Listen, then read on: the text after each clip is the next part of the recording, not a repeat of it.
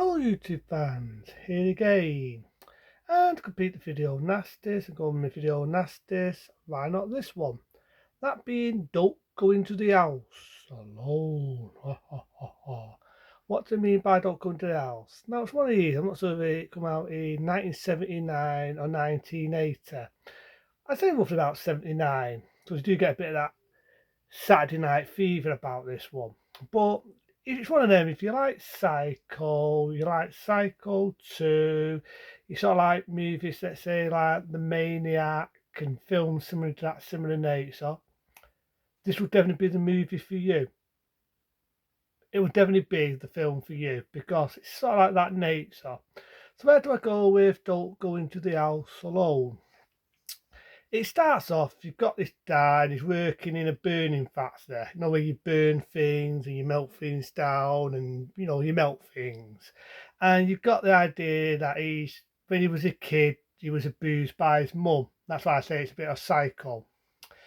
And long and behold, he sees an accident at work, somebody gets burnt, but somebody puts this dye out in the nick of time. But he sees it and it's sort of, I don't know if it turns him on or it brings memory lane to him and everything, because as the film goes on, it shows flashbacks when he was a kid.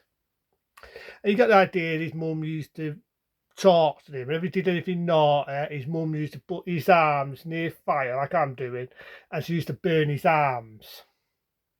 Now, this film has a bit of interesting history because I think originally they was going to call this movie The Burning. I'm not making it up. Originally was going to call this movie The Burning. Funny enough, 2 years later, as you know, there was a slasher film. What was actually called The Burning, which I reviewed loads of times, but a bit of history. This film originally was going to be called The Burning, but for some reason they altered it to Don't Go Into the House Alone. So, let's say he sees an accident and his mum used to burn his arms and so on. And he comes home, you've got the idea his mum's either had an heart attack or she's had a stroke or she just dossed it for the fun of it because she's dead. But I do love a bit where he's arguing with his dead mum and you see the time the sort like a pee sort and you see him slap and the time the bounces at the side. I sort of like that little touch. Bit of definitely time the work there. But it sort of turns him fucked up. You sort of feel sorry for the character at first, but your sympathy goes out the window because there's a bit in the film where he becomes a serial killer. So you've got this one woman who he's following along and he fights her to the house and he's saying, can he differ a lift and all this. And at first he does it, but it's a bit of a silly thing to do. The movie's called Don't Go in the House Alone. And he's making this phone call. The woman gets a bit snotty with him, but nevertheless, he doesn't deserve what she gets. Believe me on that. Because what he does is he twats her on the head, knocks her out, and then she wakes up and she's in this steel room. Because he made this steel room himself. It's all made out of steel. She's naked and everything, and she's on these hooks.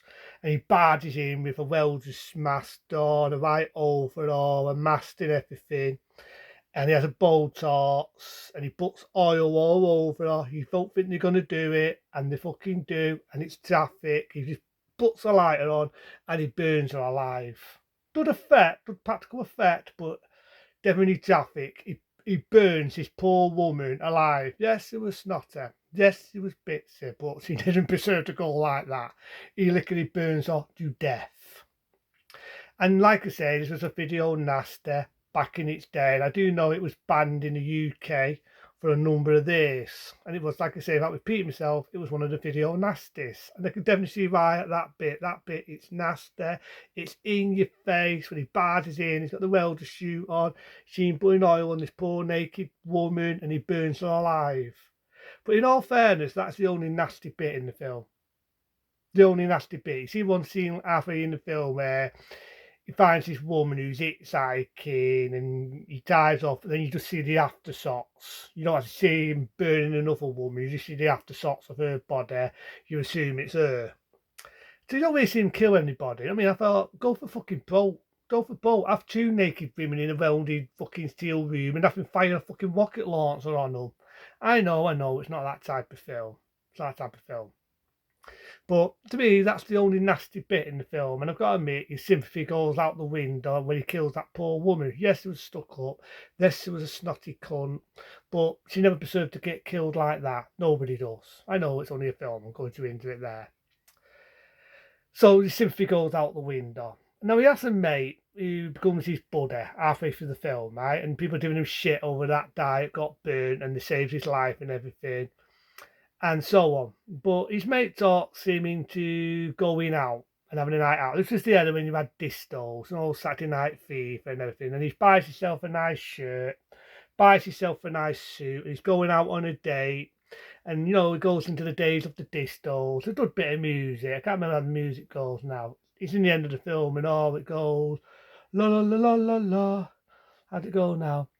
Booty all night, it on boom boom boom. Booty all night, on. Something like that. Well, you've got that music, and this girl who's going to be the love of his life. He's holding his hand, but they've got like this lit talks where he's out on this date, and she's pulling his hand. And by accident, she burns his hands, and he snaps up and he slaps her, and her hair gets burnt a little bit. Lucky enough to put her hair out. And he's walking out, he's going to this car place, and the buffer of the sister who he hit tries to twat him, but he knocks him down, gets out of dodge, and he does a tunnel pump, a one-off. That bit's here and there, he's having fast bats. If you ever remember the iconic trailer called Don't Go Into the House Alone, there's a trailer where you see all these burnt bodies dragging him down. It's in this film where he's having a nightmare. But I'm going ahead of myself here. So like I say, he gets away and he goes and he meets his two girls and he's offering them a lift home, and then he asks them into his steel room and he got a piece to sucking and jotting on what he was doing. He comes in, the girls fuck off and do a one-off. The house gets burnt down and he's stood in the house. You assume he gets burnt to death. I wouldn't say end of the movie, but that's the most stupidest ending. The stupidest ending, because you got all that, then you got this kid. Then you got the idea his mother's picking on this kid.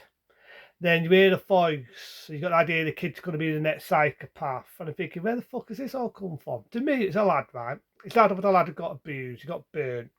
And as he grew up, it's sort of turned him a bit. He's working in the base where they're burning stuff, and it sent him off his head, and it turned him into a serial killer. That's how I fucking see it. None of these fucking voices, and I hear voices and all this shit. That is how I saw the movie being, but that bit I could take it or leave it. But the rest of the film, I thought it was good. It was very well paced. The one that's playing the psycho played it really well. You do have sympathy, but like I said, his sympathy goes out the window when he kills that poor woman. Again, you know what I mean? It was like they're up to still in the 70s, so you get a bit of disco music where it goes booty all night, boo boo boo boogie. Something like that. You get a song and sort of play that at the fucking end. I thought was laughable. But don't go into the house alone. Like I said, could be right, could be wrong. It could have been either 1980 or 1979. And like I say, when it come out on VHS in this concept on video, became one of the video nasties. And you can definitely see why, because back in the day, you had the original cover there. You had the guy with the burn costume on, picking up a burnt up, fucking shriveled up dead woman, all burnt up to a fucking crisp, with the word "Don't go into the house." Definitely highlight for the piece who was raiding video stores for video nasties. You don't see how that caught the fucking eye, but it definitely was that bit. I just said is the only bit what's nasty. The rest of it, yeah, it's disturbing, it's upsetting, but it's made that way. It's very well directed. If you get past the really horrible bit, it's not a bad film. I do know they've shown it on YouTube a couple of times. It's funny, it was banned in this country. Sad to say the bit I just said was cut down now on YouTube, but you can find it uncut. It's not a bad one. It's not a bad one. It's a very well made film. It's like I said, if you like Psycho or Psycho 2 or Psycho 3 or Psycho whatever, it's definitely better than the fucking remake of Psycho. If you like movies, let's say like Maniac, this will definitely be on your route, and it's definitely not a bad one if you're into them sort of dirty, tricky sort of films. Other than that though, I'll give it a 2-star rating. It's not the best film. It's not a fucking masterpiece. I wouldn't say it's as nasty as most video nasties, but it's not really that bad. You know what I mean? There's the bit we killed the do. It's disturbing and so on. Good practical effect, but it's too in your face. But the rest of the film, it's not a bad one. So that is, don't go into the house alone. Into them, be smart, Be safe and booty all night. See you later.